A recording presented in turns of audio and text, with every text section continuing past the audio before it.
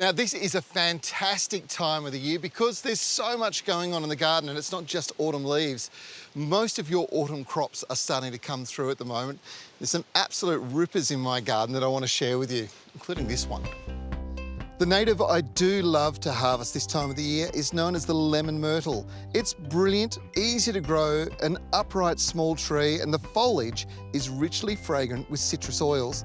Harvesting is easy, and this year I'm cutting the top out, collecting the leaves, and it's in flower, so we'll be taking the flower buds as well.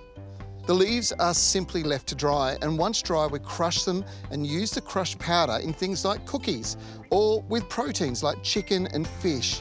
The flavours are brilliant.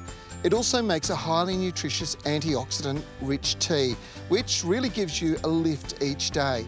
You can use the powder or just crush the leaves and add them to hot water. Another fruit that's incredibly good for you and so easy to grow is this one.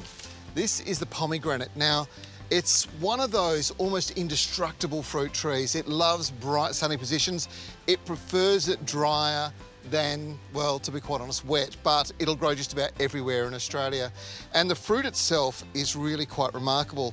You have all these cute little pips inside. It's juicy, it's absolutely succulent, and it's one of the biggest trends at the moment when it comes to restaurants. They love garnishing salads and plates with this, but it also makes great juices. Another amazing fruit to grow at home that is, again, almost indestructible is the dragon fruit. It's the fruit from an epiphytic or climbing cacti. The flowers open at night and they're enormous. There's a huge range of different fruit colours these days as well, starting with the white flesh to pink and then red, and then there's purple. And this is just beautiful. Look at the colour, and the flavour is amazing. This really is one of the most fascinating plants, and it's so easy to grow. The flowers, this is about 3 days from opening up. It opens at night and it's pollinated by moths and ants.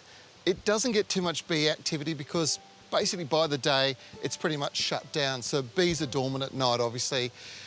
Once that flower is set, you can see it just dies off and then comes to this fruit, and the fruit itself is just remarkable. There's lots of different colours available, but this one is probably my favourite. And just take a look at the intensity of colour on this. It is just incredible. Now, that is full of all sorts of goodies, including a lot of antioxidants that are incredibly good for our bodies. So growing this at home is something we should all be doing. The last of my harvest shared this week are these beauties, habanero chilies. Not everyone's cup of tea, but it's time to harvest them, and popping them into a blender, cooking them up with some salt, sugar and water will deliver the most incredible spicy chili sauces. Now, one word of advice when you're harvesting these, it's worth getting disposable gloves or use your garden gloves. The reason is the capsaicin in this is just so strong that on bare skin it can actually cause it to blister.